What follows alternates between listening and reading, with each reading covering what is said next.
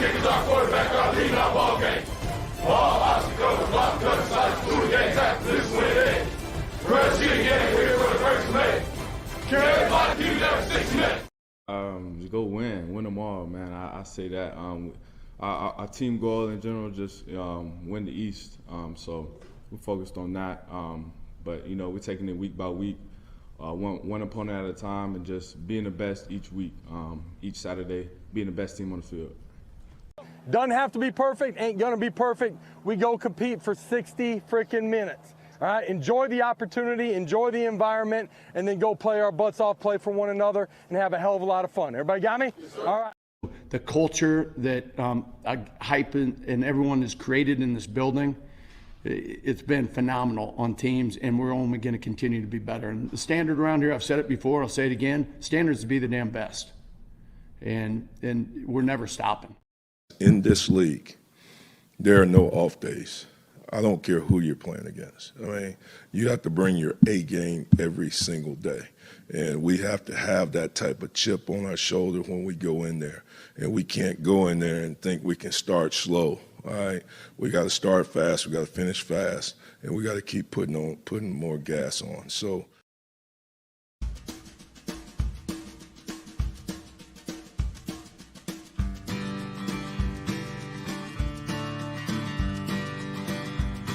I was driving down the highway on an August Friday night. Everything was going great, I was feeling fine, till I looked into my rear view. Caught me by surprise, it was Barney and his partner. They're flashing their blue lights. Now I'm sitting in the pen, and I'm staring at the floor. They done took my freedom, I can't walk around no more. And I said goodbye to the honky-tonks and my social good time, all because I flew .09.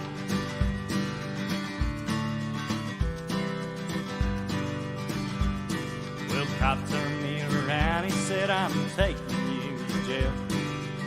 Do you have someone in mind that could come pay your bill?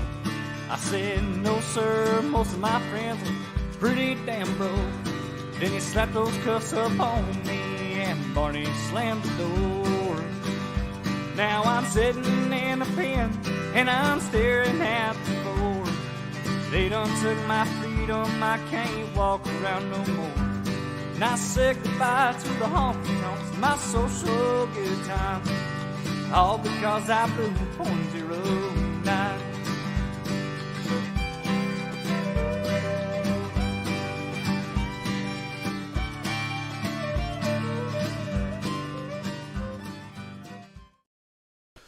Good Friday morning. Welcome to the Talkin VAWLS Network. My name's Boogie Bentley.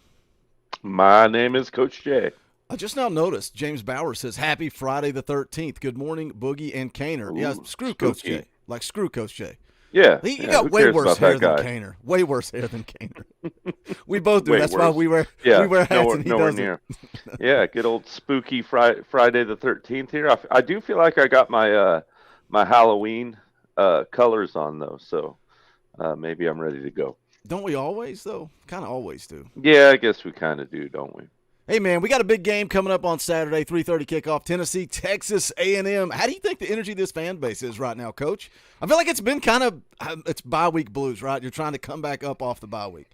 Yeah, I think everyone's you get lulled to sleep a little. You've got that Saturday where you can sit back on the couch, live stress-free for a week, make fun of fan bases whose team doesn't do good, and have a good rent-free chuckle at other people's expense, and feel good about yourself. And then there's just kind of that calm before the storm. Eerily similar, I feel like it was kind of that little calm before the storm before South Carolina too. But then, once you got into that stadium, it got electric really quick. It was almost like that light switch went off and everyone felt like it was go time. So I'm expecting the same thing and a ruckus, very ruckus crowd come Saturday afternoon. I'm excited, not to bury the lead, but I'm excited to get into the environment and what some people think about Neyland Stadium here in just a second. Let's see who's in the chat. Ben is here, says good morning, Boogie. Matt is here, says what's up.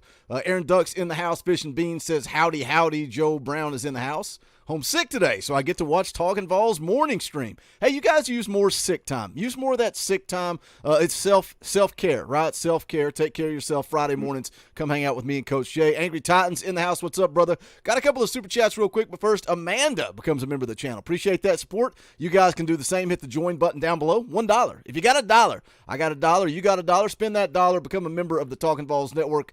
We would appreciate it. Pit Boss for $5 says Dorfy GBO. Appreciate that, Pit Boss. Also, Real Hank for $5. I really hope Sampson has a breakout game. Afraid if we get down early, he won't see the field because of his pass protection skills, just like against Florida. There's been a lot of talking this week about Dylan Sampson and pass protection.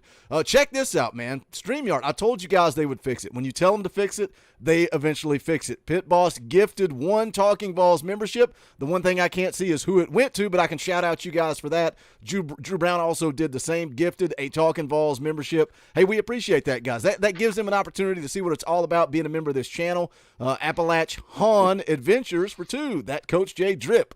Love these live streams. Y'all always making me look bad. It's a hoodie and an App State hat. Appreciate the super chat, though, brother. Rocky Top Tom for $5. The man at the door with the Colt tee on said I had to pay to see the show. That's the rumor. Anyone going to Neyland tomorrow, make it loud. Gary Danielson is a fool. Thank you, Rocky Top Tom. Kainer's been sitting in the back long enough, but you guys being very generous. I'm going to hit those super chats. Let's get the man of the hour on here. The man of the hour, is he the man of the hour? He's the man with the best hair of the three of us. Let's do some Locked On Talkin VAWLS. You are Locked On Balls, your daily podcast on the Tennessee Volunteers. Part of the Locked On Podcast Network, your team every day.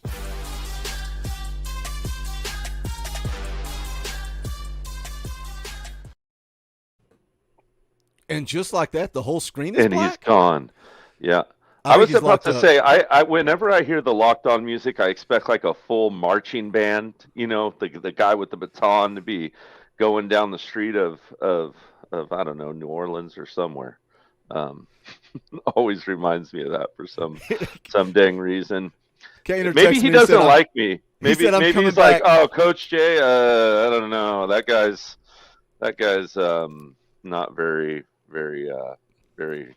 Professional. kind. I'm out of here. Professional. Speaking of Yeah. professional, at least you're on here and your stuff's working. What was funny was when the music was playing, I saw in the back he was bent over picking something up out of the floor, and I'm like, why is he stuck like that? Why is he stuck I like don't that? know. Matt Mars says had to fix his hair.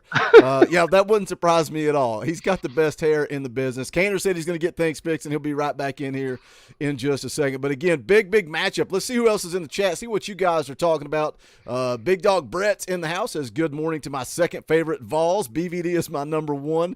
Oh, how you going to come in? That's like a backhanded compliment. You're good, but you're not as good as BVD.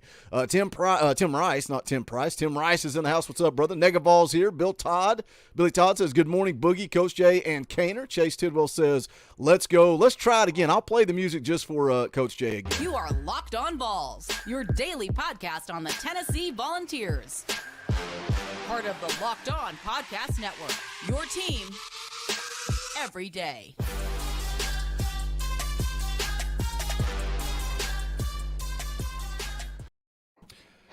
What a great start to this Friday morning, Kainer.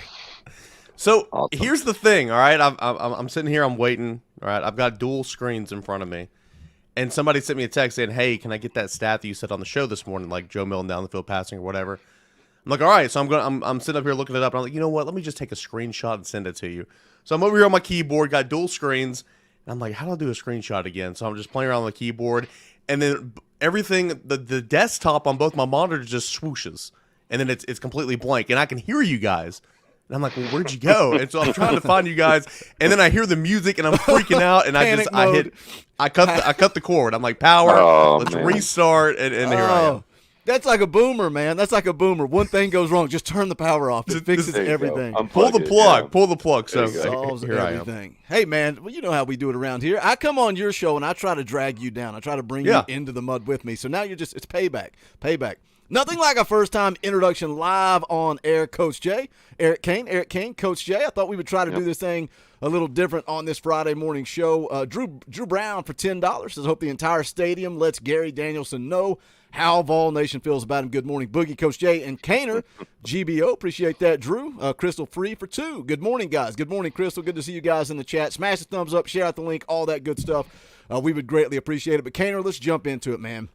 CBS, 3:30, Tennessee coming off the bye week, Texas A&M coming off the loss to Alabama. Emotional game, I think, for Texas A&M. You go back, look at it, they led early, but ultimately Alabama gets the win. What are your thoughts? I know you've talked about it all week long, but here we are a little over 24 hours away from it. What are your thoughts on this matchup? What do you like about Tennessee, and what are your concerns about Tennessee? Yeah, admittedly, I think there's some more concerns than more that I like. I mean, A&M, stout defense, really good against the run. Offensively, they're not horrible. I wouldn't say that they're explosive, but they're scoring 34 points a game. And, Max Johnson's a great insurance policy to have a quarterback, and I like the collection of wide receivers and all that. But, when it comes down to it, I mean, I do like a lot about this for Tennessee. I like playing at home. I mean, Tennessee is so good at home. A&M is not good on the road. Jimbo Fisher's not a good coach on the road. I mean, stats, they're right there. Go look it up. I mean, his record on the road against top 25 teams as a head coach, not great. And, of course, they haven't had a true road victory since Missouri of 2021. We've heard that stat a million times this week. But I like those trends.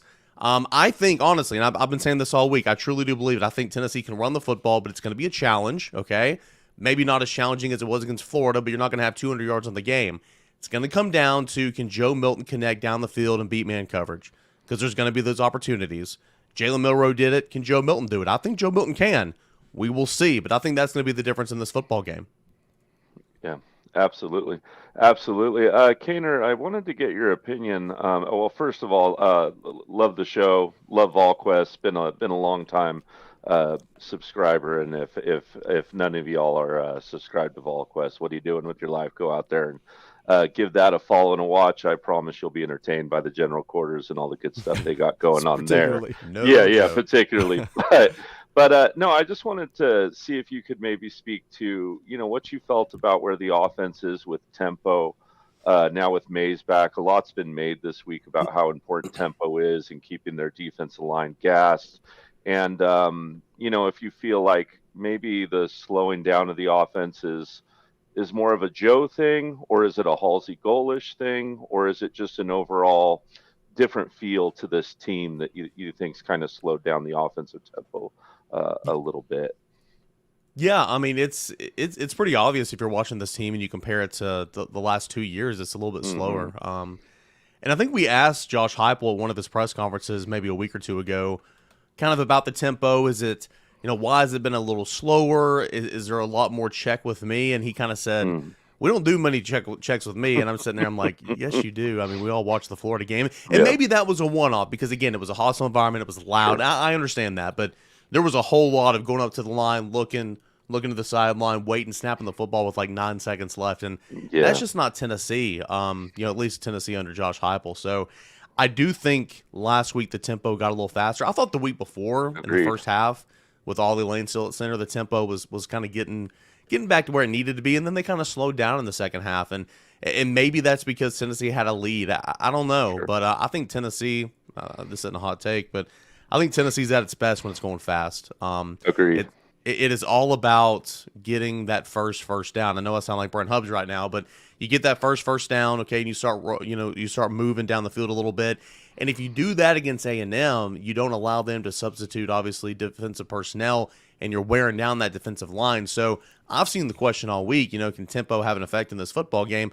Absolutely it can. It can every single week, but specifically this week with how stout that front is, I think it'd be key. But you can't get behind the sticks. You can't go for no gain or lose a yard or two on first down. And that's what Tennessee did often at Florida.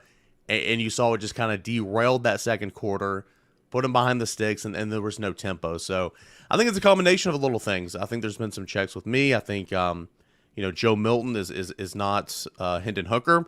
I think Cooper Mays being out had an effect with that. And I think there's been some check with me to the sideline, going out there, seeing what the defense is and looking over. So I think it's been a combination of a little bit of everything, but hopefully now you're kind of midseason, you got your center back, you can start seeing that kind of get back to where it was. Absolutely. Let me hit Yeah, this go ahead, super Butch. chat real quick. Neil K drops a 20 spot. That's an Orange Boy. You drop an Orange Boy. I'm sorry, but we got to play the clip. Rocky Top, you'll always be. Cainer, welcome. Well, this is my life, right? I built this channel on my back. I scraped and clawed and fought to figure out YouTube, and they drop super chats to ask Coach Jay's opinion. They don't care what you think. They don't care what I think. They care what Coach thinks. But, hey, we'll have some fun with this. We'll go around the room and talk about this one. So, Neil, I'm taking out the first part of your question. He says, who are you looking for? We'll start with Coach, and then Cainer, and then It's addressed to Coach, so let's start with Coach. Yeah, we'll start with Coach. Who are you looking for to set the tone on defense of how the game is going to be played Saturday? I'm looking at Beasley to set the tone of the game. And then he says, play the clip, Boogie. See, Coach Jay, what do you think about football? Boogie, do your dance, monkey, and click the button. tap dance. Hey, look, you always need your Mike linebacker, the captain of the defense, to set the tone. Absolutely. But I'm going to revert right back to the defensive line. I think the tone to any game is always going to be set in the trenches right from the get-go. There's been a lot of talk about, who needs to play better, Milton, which quarterback needs to play better. The defensive line can greatly affect that in many different ways. We saw the pick against South Carolina kind of come about from some pressure from Pierce. So I think Johnson can make mistakes when you put him under pressure. I think he's not that great when he's rolling out and can make poor decisions throwing when he's put under pressure and forced to roll out. So I think the D-line needs to set that from the beginning and needs to shut down the run from the get-go as well. You turn Texas A&M into a one-dimensional team, then you can really pin your ears back and get after the quarterback and change the game from the get-go. So I would go defensive line on that. But what say you guys?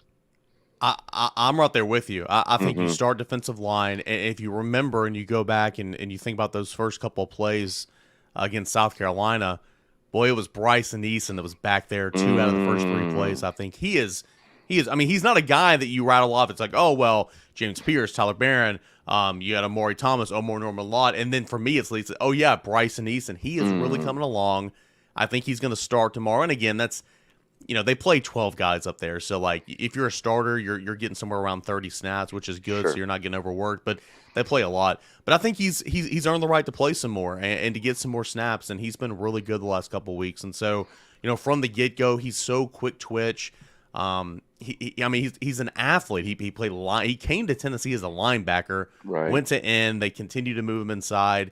He's just an athlete, man. And so I'm with you. Defensive line, set that tone from the get-go, and maybe a guy that can do it again would be Bryson Eason.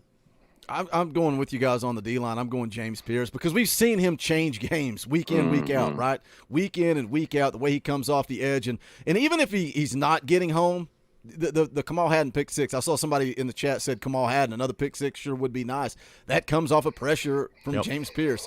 He's changing games, man. To go back to what Nelson in the chat said a couple of weeks ago, he said, boys, y'all better enjoy James Pierce because he's gone after 3 years. He ain't sticking around. He's going straight to the league. We got 250 people watching live on this Friday morning. Appreciate you guys hanging out with us. Do us a favor, smash the thumbs up, share out the link, all that good stuff. Let's grow this chat. Let me hit a couple more super chats here. Papa J for 5. Let's play 4 entire quarters and whip the Aggies GBO. Appreciate that, Papa J. Matt Morris for 5 says, with the O-line back healthy, do you think we will see more down-the-field shots since Joe will have more time in the pocket? Cainer, let's bleed this into a question I was going to ask a little bit later, but you talked about quarterback play. And look, sometimes when we do our crossover, I know how this works. If I've dug into something, if I've got some stat or some number that I want to talk about, I keep it in my back pocket and throw it at you as a question. You've been talking and digging into quarterback play. I know you have because you threw that to me, and I talk out of both sides of my mouth this morning, Locked On Balls. You can go back and listen to it. Had absolutely no answer. I had no answer. It was complete chaos. I said Joe Milton. I said Max. I said Joe. I think I even said Joe Montana at one point because I was so flustered. So you've been digging into this. Let's talk about quarterback play. If Tennessee, which I do think they can run the ball, but if they can't run the ball, who do you like better, Max Johnson or Joe Milton? And then you can kind of take that super chat with it and go. Yeah, it's a really, really good question. I'm big in the Pro Football Focus stats. I know a lot of people aren't, and that's fine. But there's a lot of those things that I can kind of take and, defensive coverage grades, pass rush grades, all that type of stuff. Stats that you're not going to see on the normal PDF box score. But I'm going to Pro Football Focus this week, and I'm looking up these stats for Joe Milton and for Max Johnson throwing the football. I knew it. Down the field, 20+ yards. And Joe Milton, whether it's Milton, excuse me, whether it's his receivers, whether it's the poor offensive line play, whether it's play calling, it's been a combination. The down the field passing, going deep, is just not been good for Tennessee this year. 8 for 30 for 316 yards, 3 touchdowns, and 3 interceptions. You look at Max Johnson, whereas he's been a part-time starter, remember that. The attempts are kind of cut in half. He's 7 of 14 for 289 yards or whatever, and 4 touchdowns, no interceptions. He throws pretty good deep ball. There's no ifs, ands, buts about it. I think, and I said it earlier, that it's going to be a challenge to run the football. Doesn't mean Tennessee can't, but Tennessee is going to get matchups on the outside in man coverage, okay? And they're going to stack the box, in my opinion, that being A&M, saying, hey, you're not going to beat us running the football. Did the same thing to Jalen Milroe last week, and Jalen Milroe went over the middle and connected and had a great game. If Jalen Milroe, maybe I'm just being too simplistic here. If Jalen Milroe can do that, why the heck can Joe Milton not do that? That's the way I look at it. I think Joe Milton can do that. So I think if Tennessee is to win, it's going to be because of Joe Milton. And I think for the game, whichever quarterback hits more down the field, whichever quarterback performs well, scorching hot take, that team is going to win the football game. So that's kind of where I'm coming from that. I just think there's going to be opportunity. Tennessee's going to take some deep shots because it always does. And I think this week is when you're going to see a couple of those connected on, and it really changes the course of the game. And so that's kind of the way I view it. I think it's going to come down to Joe Milton. I truly do. Yeah, I couldn't agree with you more, Kaner. I think I was saying that on the fan call, and I think Joe's going to have a big part to play in that. And I think Heupel and Halsey are going to put him in a lot of good positions. I think A&M can sometimes telegraph a little bit when they run zone and man when they're dropping back. I think Hype, with an extra week to prepare, should be able to scheme that really well and put him in position to hit some of those deep balls. And with that said, and maybe you've said it before, but who are you looking for to step up with Brew out? Are you kind of on the Caleb Webb train, or who knows how healthy Thornton is, right? Brew McCoy could be playing next week if you ask Coach Heupel. So what do you feel about who steps up in the absence of Brew McCoy and in that situation? Hey, give Josh Heupel credit now on the I SEC love it. teleconference. He was asked about Keenan Peely again, and he said, "Don't think he's going to be ready this week." So okay, all right. That was groundbreaking news. When I saw that, I was like, "Oh my goodness!" Yeah, a receiver. I think to start with, I would go Caleb Webb. Okay. I think it'll be a little bit of not like last year, whenever Ramel Keaton just stepped up and never left the field. I think you'll see Caleb Webb. I think you'll see Chaz Nimrod. And if Dante Thornton's healthy, we got to watch him in warm-ups tomorrow. Again, it's a hamstring. You can be good for a week and then just tweak it a little bit and be out another week. So that's kind of worrisome. But if Dante Thornton's out there, he's going to get some opportunities as well because he's got that versatility and kind of like Gerald Mincy on the offensive line. Like, you need it to be Dante Thornton. Like, he's long, he's explosive, he's got good ball skills. He's an NFL body type receiver. And we just haven't seen it to this point. So maybe we see it of him bumping to the outside. But I think Caleb Webb will get the first go about, and I think he's improved so much. And I think those guys playing in all the scrimmages preseason, I think those guys getting, the coaches being intentional and playing those guys against UTSA and Austin Peay a little early, I think it's been big. And it's kept them involved, obviously, in the era of the transfer portal. But, now you got to play them. So to answer your question, I would say Caleb Webb to start, but you need to be Dante Thornton. I think the biggest way you're going to miss Brew McCoy is just his blocking. And I know that's crazy to say because he's such a good receiver, but not crazy. The screen game, man, he and Princeton Fant last year, just bulldozers out there. And that's a big part of Tennessee's offense this year. And you're going to miss Brew McCoy in that regard. So just tagging on that real quick, who do you feel is the better equipped to fill that blocking role? Do you like Webb better as a blocker? Do you like Thornton better as a blocker? And or is there someone I'm missing there? Is Nimrod the best one, or do we just not know? I don't know, man. Personally, Yeah, I don't know. Yeah. I like Jacob Warren out there. Jacob Warren's in the slot, and he's the one lead blocking. McCallum Castles, I like that a lot. But as far as Webb, Nimrod, Thornton. I haven't seen these guys block much. I've seen Keaton block, seen Brew block, obviously, saw Tillman block. I haven't seen these other guys block much, so I don't really have an answer for you. Gotcha. See a lot of people in the chat going back and forth about Dante Thornton, saying he's a bust, man. You know, I said it last year about Kamal Haddon after the South Carolina game. He's not going to be defined by one football game. I think Dante Thornton, obviously his goal was to come here and go one and done, right? Let's get to the league. Let's go make some money. And it didn't work out that way. But I'm not ready to write off Dante Thornton yet. And maybe he puts it together in the back half of this year. Maybe he needs another full offseason in this system, and he comes in and balls out next year. You know, you never know. Look at Jalen Hyatt, right? Jalen Hyatt, Josh Heupel comes in, everybody's like, oh, man, licking their chops. Jalen Hyatt's speed and this offense going to be electric. It took him some time to kind of get his feet wet, and it took a come-to-Jesus meeting with Velus Jones, and then he goes out and wins the Bolitnikoff Award and gets drafted in the third round. Let's hit a couple of Super Chats here. Carson for 2, appreciate that. Stomp A&M, then show Bama how to play murder ball.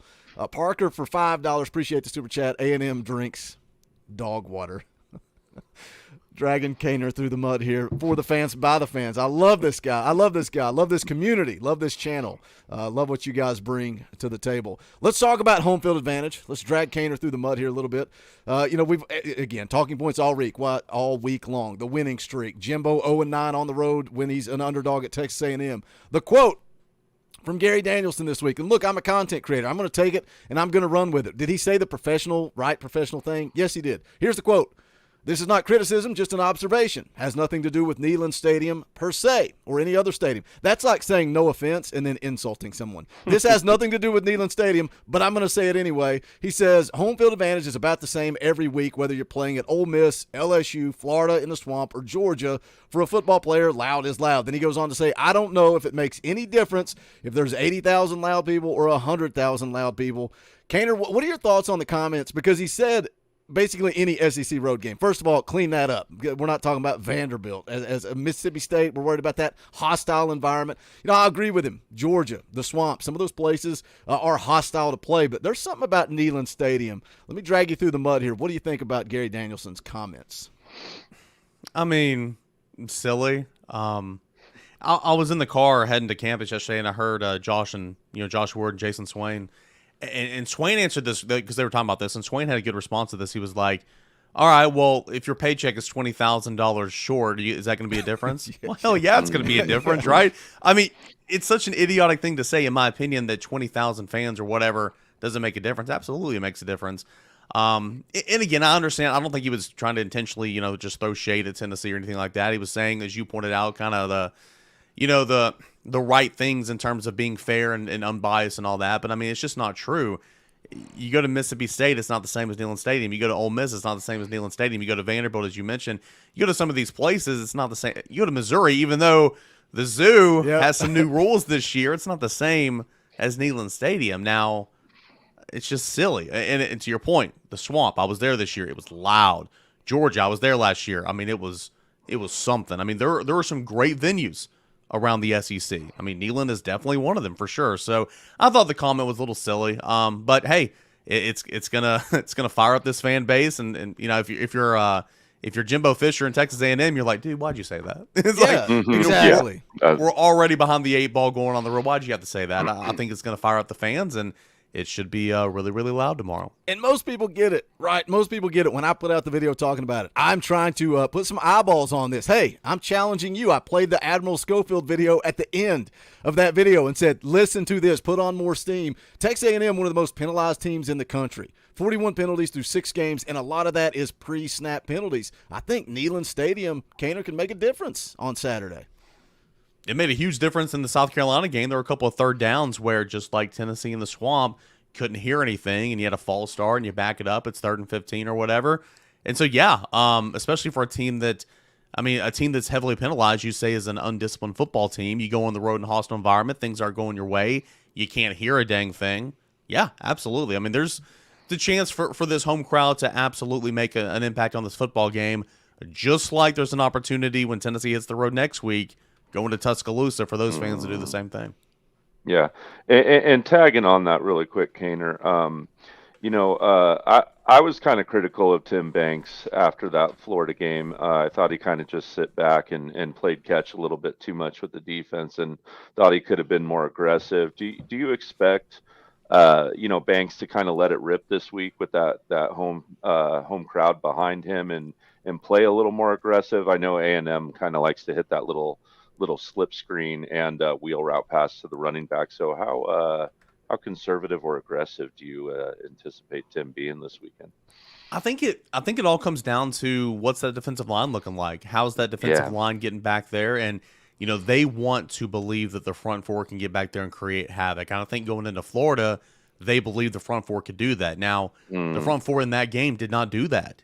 And you didn't make an adjustment. That was my thing. It's like, okay, I understand having a game plan, but it's not working after a couple of series. You got to make an adjustment and start bringing some pressure from the second, third layer. And we didn't really see that. And when you've had less talented guys on that side of the football the last couple of years where Tennessee has been comparable, when Tennessee is kind of hung around, is being super, super aggressive on the defensive side of the football. And I think Tennessee is at its best when it's pressuring the quarterback and being aggressive. So we'll see, man. I like Aaron Beasley blitzing. I feel like we haven't seen that much the last couple of weeks. He is a really, really good blitzer. I like Wesley Walker coming, on a blitz off the edge. I think he's a good blitzer. I would like to see some more of that. But if you're getting back there, if you got James Pierce and Barron and Eason and Norman Lott and bringing pressure from the interior, then you don't need to. So, we'll see. I think that they'll probably roll out there with the front four and see if they can get back there. But if not, I hope that you can make some in-game adjustments and bring some pressure from the second, third layers. Absolutely. Let me get another super chat here. Real Hank for $5. Another puts a smile on my face more than hearing. It's great to be a Tennessee Volunteer through my TV. Can't wait to be a part of that. Man, shed a tear. Are you going to your first game, Hank? Did I miss that? If so, man, drink it in. Enjoy it. You'll never forget that first time inside a Neyland Stadium. We got almost 300 people watching. Most of you guys that hang out with us on Friday mornings are already watching Locked On Vols. You're checking out what Cainer's doing over at VolQuest. But if you're not, go over to Locked On Vols. Make sure you subscribe. I made my weekly appearance this morning. It was a cluster. I drug Cainer through the mud like I do every single week on his show. But I enjoy those crossovers. Cainer, anything you guys got going on special at VolQuest this week? Yeah, tons of awesome content, best in the world. But Coach Jay, are you going to your you going to a game tomorrow for the first time? No. I went. Oh, Hank. In the chat. Hank I came out for this. So I live out in Southern California. Yeah. But I went to the South Carolina game, and I think it's 5 games in total I've been to in Neyland. Most have been out here in the Rose Bowl back in the day when we would, have the UCLA home and aways, and I think even the old odd Colorado game back in Anaheim back in like 1990. But definitely been to a couple games. Okay, I was just going to say, weren't you just in town like last week? But yeah, definitely. Enjoy it, man. Nothing like going to Neyland Stadium, especially when you don't know what you're kind of going into. It's like talking to these recruits every single year, like when they leave, for these little game day visits, and they're like, you can just see their eyes are just like, oh my gosh, like it's just amazing. It's better than anything I thought it would be. So enjoy it, Hank. Nothing like a Saturday at Neyland Stadium. But, tons of stuff over at VolQuest.com. We got our picks coming up later today. We'll have the Game Quest podcast with me and Grant Ramey tomorrow morning. Locked On Vols, everything you want to know about A&M and the Tennessee matchup. You can go back and listen to the episodes this week. All that and more at Locked On Vols and, of course, at VolQuest.com. Always a good time. Cainer will catch back up. Cainer will be back on the show. Back to business as usual after I finally took a day off. Next week, Monday morning, 9 o'clock, business as usual. Appreciate you coming on, buddy. Always fun. Awesome. All right. Yep. Good meeting you, Coach Jay. See you guys. You got it. Thank you. Let's see. Got a couple of super chats here. Adam Cook for $20. That is not cheap. That's Orange Boy. We'll play the clip. Rocky Top! You'll always be. Adam Cook says this feels like an old school SEC football game. 3:30 kick on CBS. Bunch of monsters up front for both teams, and whoever gets the run game going should win it. Love it. Coach, don't you think, I found myself so many times over the last few weeks kind of saying that. It feels like old school football. It's not I know they're still going tempo, but it's just a different feel. Every week I'm saying you got to win the run game, you got to win the line of scrimmage. And I know that's true every week, but we kind of got spoiled last year with Hendon Hooker. And it's we don't necessarily have to win the line of scrimmage game when you got Hendo Cinco back there flying around. But it does feel like old school football. Absolutely. I think everyone misses those old, 12:30 Florida matchups or whatever game it may be. That's 3:30 and for us East Coast yeah, people. Yeah. Or 9 a.m. when it's a 12:30 game for Coach. Oh my Coach Jay gosh. out here on the. I love it though. I love waking up catching a game first thing when you wake up and watching all through like a Hawaii game late. Nothing like that. Miss J might get a little burnout on it after hour number 9, but I'm here for it. But no, I love it. I don't think I love some of the announcers we've had on these CBS games. Vern was the worst, oh, man. Man. I think 2016, when that Florida game, he was doing that farewell tour, and he kind of rolled through after the Vol walk. He was in a wheelchair, and I thought he'd get of like an ovation. Man, it was a cold welcoming. It was just kind of like, oh, there he is. He's awful, man. We used to call him Bulldog Lundquist. We used to call him Bulldog Lundquist because he loved freaking Georgia, loved Florida. It seems like he just loves whoever Tennessee's playing. Yeah. So it will certainly be that. And also, as Miss J can tell you, sometimes those announcers have lost their right to call the game in the Coach J household, and the old mute button goes on, and I proceed to watch the game. But I love it. I'm here for it. I'm excited. I'm excited when all the games start to mean something, right? It's like so much fun when it's just who cares what happens. The last time we played A&M, I think it during that COVID year, and Pruitt was about to get fired. And the feeling was just kind of like, yeah, well, I don't care if the Vols win or lose, or if they do win, maybe it's bad because then we'll keep Jeremy Pruitt. What a god-awful feeling to have, right? To just be indifferent when you're playing a big school and not care. So the fact that we have football that we care about and love and want to see a good product on the field just makes me really thankful to everything that Danny White and Coach Heupel have accomplished here at Tennessee. I'm very proud of them, as I know the rest of the Tennessee fan base is, or at least the sane ones. God, we gotta win this game on Saturday. You just talking about how every game matters. I don't want apathy to set in under Josh Heupel, and that's what I'm so afraid of, especially when you look at the rest of October, right? Going on the road in Alabama, on the road to play Kentucky. It's like, man, they need to win this game to keep this fan base invested. Let me hit the super chat. Neil K for another 5. Appreciate that. Y'all think we see D. Williams on offense tomorrow? I don't think so. No. I don't think so. And a lot of that, you could put in some specific packages for him, but then what happens when you're running tempo and now you need to go back to normal business as usual, and D. Williams doesn't know what to do. I don't know how long he's been running the scout team offense.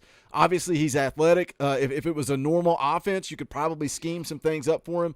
But to answer the question, no, I just don't see D. Williams yet on offense. Look, we still got almost 300 people watching live. Appreciate you guys hanging out with us. Do us a favor, smash the thumbs up. That is quick, free, and easy. Hit that share button, and then put Twitter, Facebook, MySpace. Tell Tom we're live. Whoever you communicate with, let them know about Talkin VAWLS Live.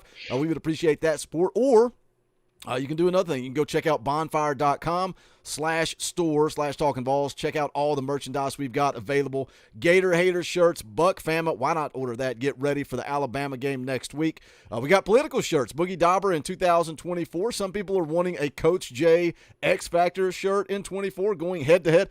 This has not been a very good selling T-shirt. Maybe it's because it has Dauber's name on it. That's what I'm going to go with. It's because Dauber's name on it, it's not selling. I bet if that said Boogie and Coach J, we would have sold more, but Dauber's just letting me down as usual. Anyway, jokes. Go check it out, bonfire.com/store/Talkin VAWLS. The link is also in the description below. Appreciate you guys and all the support. Always want to shout out all the members of the channel, all you guys that got a Power T beside your name. We appreciate what you guys do, whether you're giving $1 a month or some of you guys give as much as $35 a month.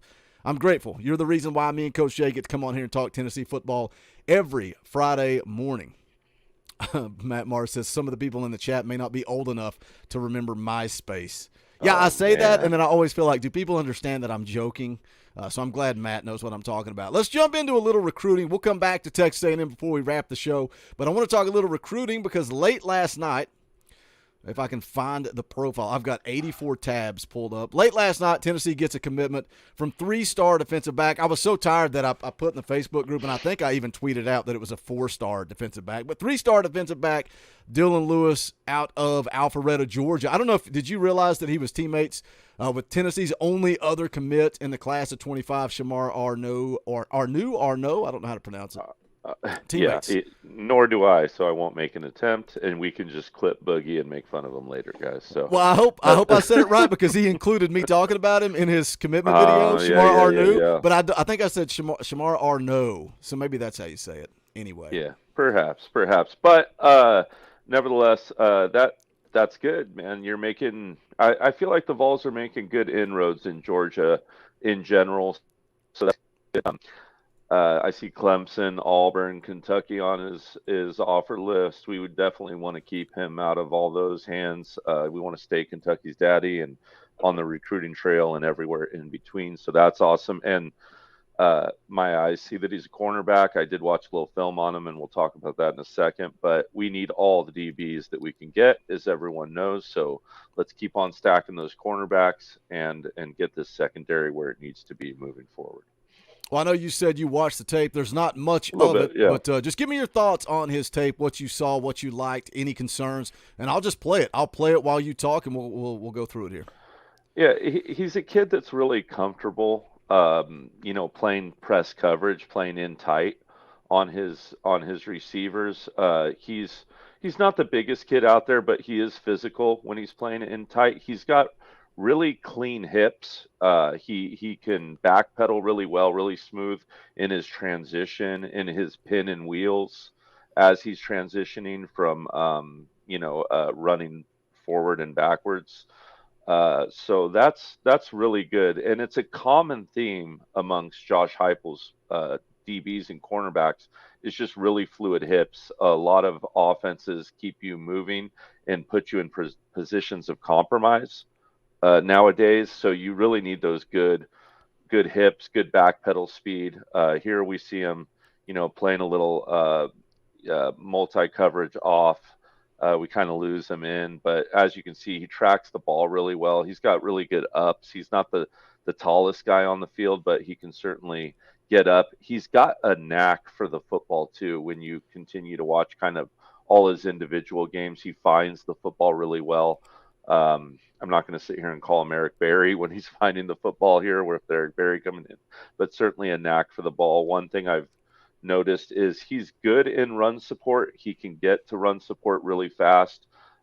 Sometimes he arrives a little high. Oh, almost right on cue there. Yeah, he arrived a little high on that last play. Needs to make sure he's getting that butt down, right? We always talk about ass down, head up, wrap up, hat on the ball, knees facing nuts, knees to nuts. He can exercise that a little better. He can just be a little bit high on those hits sometimes when he arrives. As we've seen with Kamal Haddon this year, he's kind of solved some coverage problems, needs to look at the ball better, but Haddon hasn't been great in run support. So we need both pieces to that puzzle as a DB. And I think if just going back to A&M real quick, Haddon's going to need to be good covering the run this week as well as the pass. So he's got a little bit of work to do in the run game, but great hips, great speed, great nose for the ball.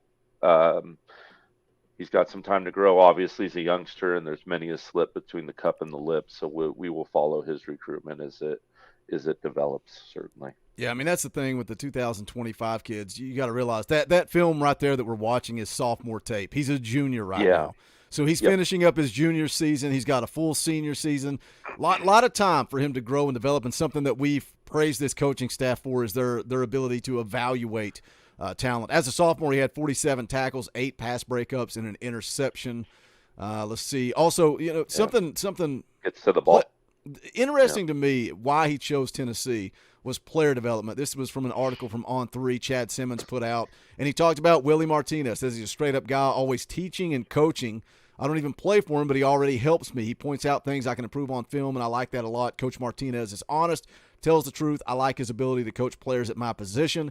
He goes on and says he's a great mix of energy, being chill, relates to his players. The players make plays for him because of how he's connected to them, and that is why Tennessee has been able to change things around so quickly. Scouting report, which is interesting to me. Again, I scoured the internet. What a lot of these early young kids, what websites like VolQuest or GoVols 247 is where I went and looked. They're going straight to the high school coach because On3, 247, their scouts have not actually looked at it. So this is what is a summary of what his high school coach said. Good size and length.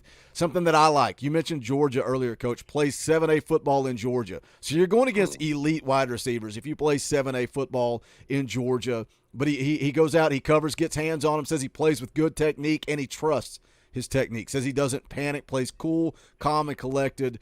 Finds a way to finish out the play the right way. Says he's truly an X factor. And that's, it's interesting, again, that him and Shamar Arnaud, both in this class, play corner opposite of each other for the same high school team. Is that concerning? Like this is the University of Tennessee. We're going to go get two corners from the same high school and expect I don't think they're going to start side by side at Tennessee. Put it that way. No, you wouldn't think so. I mean, I would, never say never, I guess. But it would be exceedingly rare, right? Let's put it that way. So, will that end up happening? No, probably not. But once again, there is a long way to go in this recruitment. Kids got a lot of developing to do.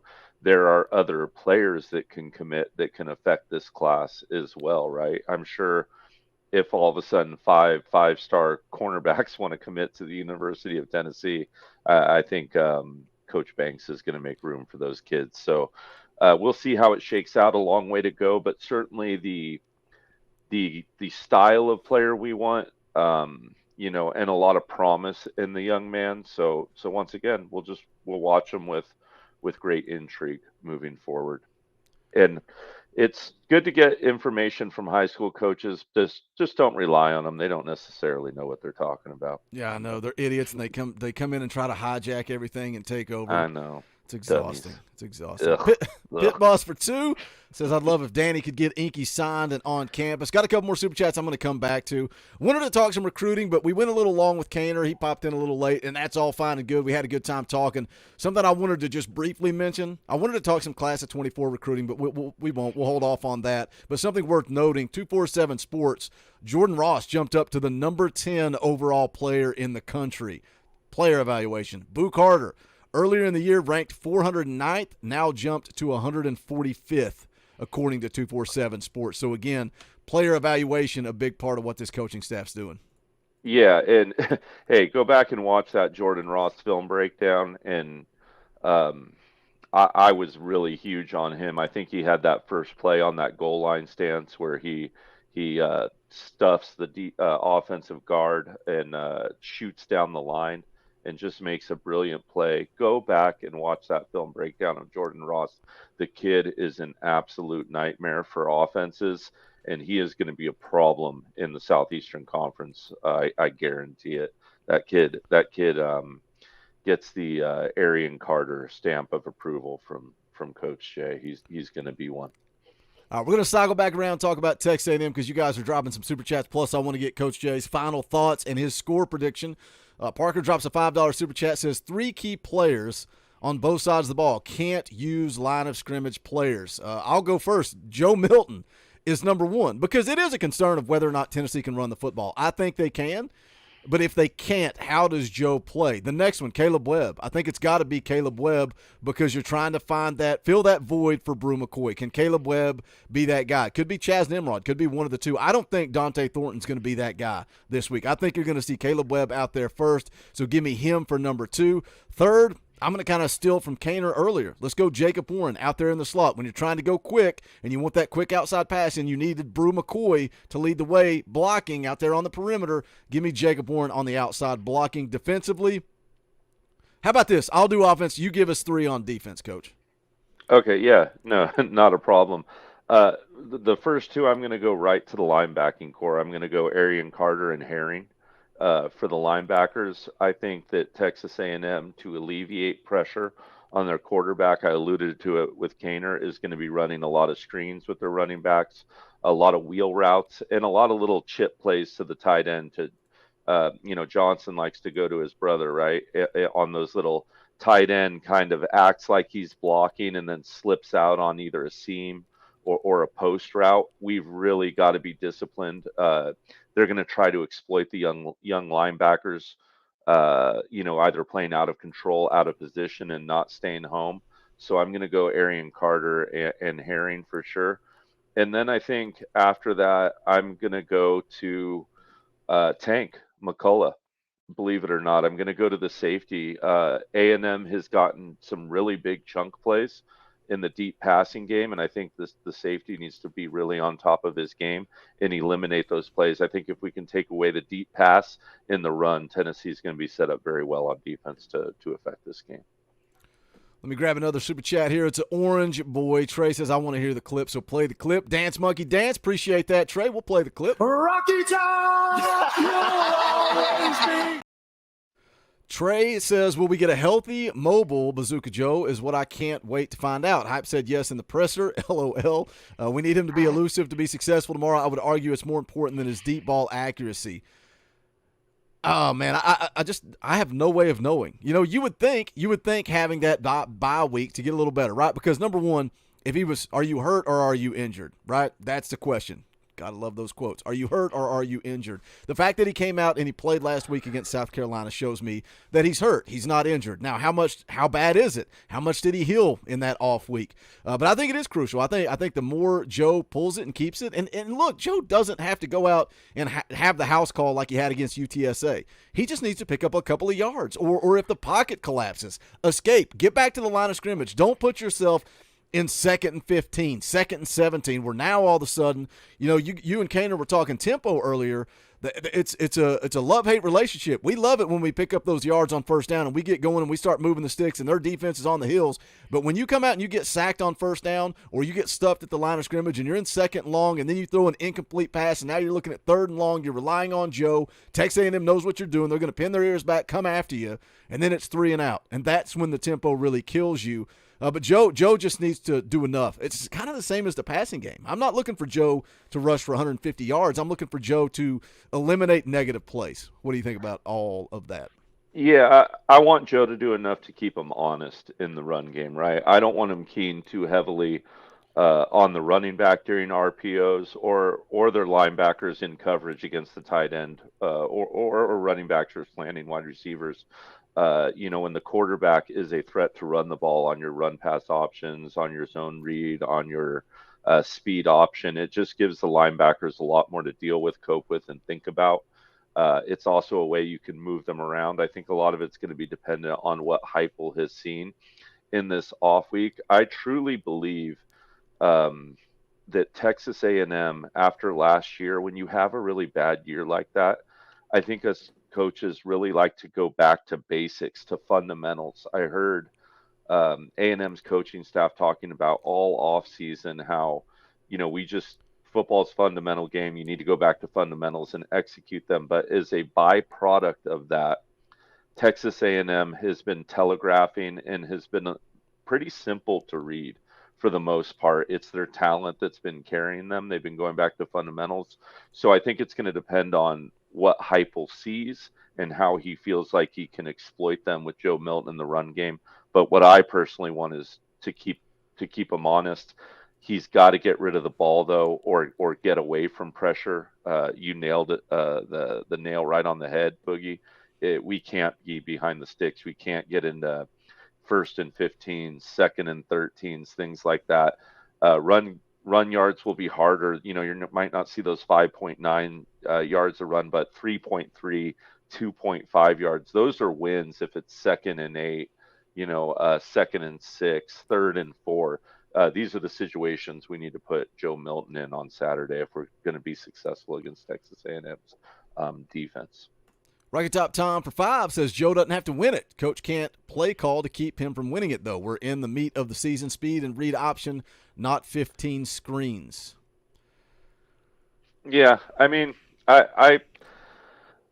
for me, and I get everyone's frustration. I've talked about it before, that to me the screens haven't been overblown too much personally. Maybe it's just because being out on the West Coast, I watched Lane Kiffin coach at USC, where he literally threw a screen every single play, like every single dang play. I would love So to see the numbers. I would love to see how much Tennessee averages when they do that, because they have a lot of – and I get it, man. We're spoiled by seeing them throw the football down the field, but those quick passes to the outside have been successful. Yeah, I think last time I looked it up, they were averaging like 3.5 or 4 yards a play on it, and they've had games where I think it was a little higher, and one game where it was lower, which is just kind of how things average out. But which plays into also opening up yeah, the inside running game. It's an extension of the run game. I know everybody says that, but that's what it is. Yeah, and you want to hit those quick outside to side, and if A&M does in fact load the box, and we have a numbers advantage out there, you want to play to that numbers advantage, certainly, and kind of go sideline to sideline. The one thing I don't like in the that quick out screen game is when we only run it to one side or the short side of the field over and over again. I think it works best when we're running it one side to the other and flipping it and really keeping the defense on their toes as to which way it's coming. And then you can kind of pop that deep ball against it. I will say this also, I really believe that we should see a lot of motion out of Tennessee this week. Texas A&M usually either rushes 3 and drops everyone back, or they bring up to 7. And they tip their hand in this a lot because they almost always only run zone when they drop everyone back. And you can identify this as an offense easily by putting a man in motion, right? Because if someone follows the man in motion, it's man, right? If they just bump out, it's zone. So I think it's really easy to identify the way Texas A&M does it. And I expect Heupel and Halsey to do that and get a clean look at what kind of coverage, Joe's dealing with in the game. Everybody is going back and forth, man. This is a hot debate about the quick stuff on the outside. It's like you said, what does Texas A&M do? If they stack the box, then Tennessee is hitting those as an extension of the run game, but it comes back full circle to what we talked about with Joe Milton and not getting behind the sticks. You get behind the sticks, 3.5 yards, it ain't going to help you, right? But if it's 1st and 10 and they stack the box and you hit that and you pick up 3.5 and then you come back and they spread out, then you run the football and Jalen Wright's averaging like 8 yards a carry. I mean, the reason we are seeing this running game have so much success is just the way this offense is built. That's why it's successful, and that's why you can almost cheat. If your offensive line is not as good as you want it to be, you can almost cheat with this offense to still have success in the running game. That's what Heupel is always watching. I see where Recht said, are they doing that because that's what Joe Milton is mostly successful with? I think so. I think, but also is it the offensive line, that the offensive line can't necessarily protect Joe. This is not last year's football team, and I know a lot of people are sick of hearing about last year's football team, but when you played the way you did a year ago, we're going to talk about it. That's going to be all the talking points. Yeah, and I think you saw less of them versus South Carolina, right? And I think you saw less of them because of Mays and Mincy back in that game, because once again, you want to pull another defender out of the box. So you might not like the screenplay, but running that screenplay can be pulling a man out of the box, which in turn opens up the middle of the field in the run game. So even though you might not like the 2-yard, 3-yard, or no gain that a screenplay gets, it could be that it's setting something else up and allowing something else to succeed. Football is a give and take game. So when another team is taking something away from you, it's giving you something, which means you can take something else.